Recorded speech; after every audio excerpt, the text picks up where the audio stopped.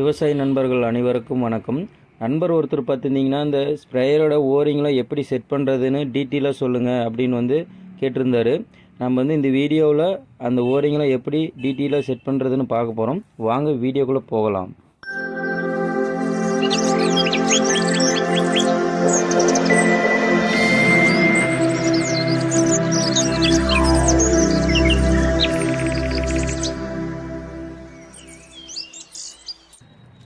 நண்பர்களே, இப்போ பார்த்தீங்கன்னா அந்த ஓரிங் மாட்டக்கூடிய அந்த சிலிண்டர் எடுத்து அதில் கிரீஸ் அப்ளை பண்ணிடுங்க.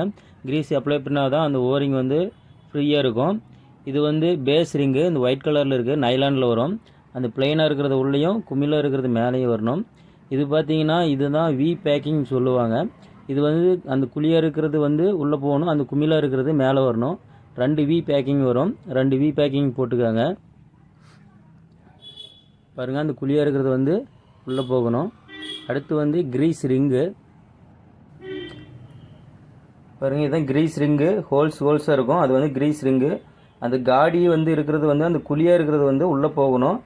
பிளெயினாக இருக்கிறது மேலே வரணும். பாருங்கள், இந்த மாதிரி பிளெயினாக இருக்கிறது மேலே வச்சுக்காங்க. திருப்பி வச்சிங்கன்னா தண்ணி லீக்கேஜ் வரும். பிளெயினாக இருக்கிறது மேலே வரணும். அந்த மாதிரி வச்சு செட் பண்ணிக்காங்க.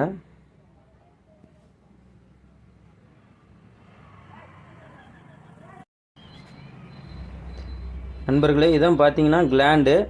இதில் ஒரு ஓரிங் செட் பண்ணணும். இந்த ஓரிங் பாருங்கள், இந்த கேப் இருக்கிறது வெளியே இருக்கணும், பிளெயினாக இருக்கிறது உள்ளே இருக்கணும். அது மாதிரி வச்சு அந்த கிளாண்டில் செட் பண்ணிடுங்க. நீங்கள் தலைகளை மாற்றி செட் பண்ணிங்கன்னா உங்களுக்கு தண்ணி லீக்கேஜ் வந்துடும். அதனால் அந்த பிளெயினாக இருக்கிறது உள்ளேயும் அந்த காடி மாதிரி இருக்கிறது வெளியும் இருக்கிற மாதிரி வச்சு செட் பண்ணிக்காங்க. நண்பர்களே, இப்போ நம்ம பம்பு அசம்பிள் பண்ணலாம். அசம்பிள் பண்ணுறதுக்கு முன்னாடி அது பார்த்தீங்கன்னா அது மெட்டல் வாஷரு. அந்த மெட்டல் வாஷர் வச்சு அந்த கிளாண்ட் அந்த கேப் இருக்கிறது கீழே உள்ளே போகணும், அந்த மெட்டல் வாஷருக்குள்ளே. அந்த மாதிரி செட் பண்ணிக்காங்க. கரெக்டாக அந்த கேப்பில் அந்த மெட்டல் வாஷரில் உட்காரும். அந்த மாதிரி செட் பண்ணிவிட்டு அடுத்து பம்பு சிலிண்டரை எடுத்து மாட்டுங்க. பம்பு சிலிண்ட்ரு அந்த கிரீஸ் ரிங் பிளெயினாக இருக்கிறது மேலே இருக்கணும். பம்பு சிலிண்டரை எடுத்து மாட்டிடுங்க.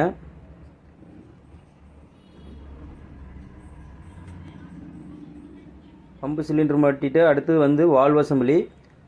வால்வ் அசம்பிளி பம்பு சர்வீஸ் பண்ணால் புதுசாக போட்டுருங்க. அப்போ தான் உங்களுக்கு ப்ரெஷர் நல்லா கிடைக்கும்.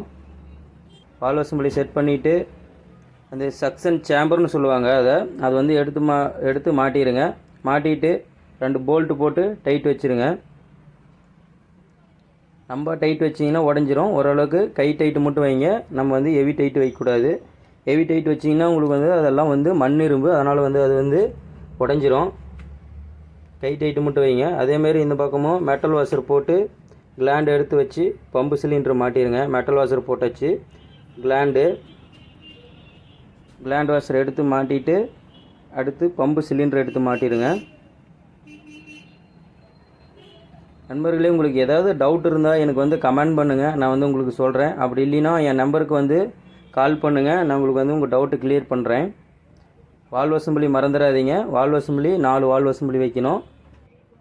வால்வ் அசம்பிளி நீங்கள் சரியாக வைக்கலைன்னா உங்களுக்கு தண்ணி ப்ரெஷர் வராது, லீக்கேஜ் வர ஆரம்பிச்சிடும். அதனால் வால்வ் அசம்பிளி மாட்டிடுங்க. மாட்டிட்டு 2 போல்ட்டு போட்டு நீங்கள் கை டைட்டு மட்டும் வைக்கிங்க. ஹெவி டைட்டு வைக்காதீங்க. ஹெவி டைட்டு வச்சிங்கன்னா உங்களுக்கு உடஞ்சிரும். அடுத்து மேலே 2 வால்வ் அசம்பிளி வச்சுட்டு நீங்கள் எடுத்து ஃபிட்டிங் பண்ணிடுங்க. ப்ரெஷர் செட்டு ரைட் சைடு வரணும். மாட்டிடாதீங்க.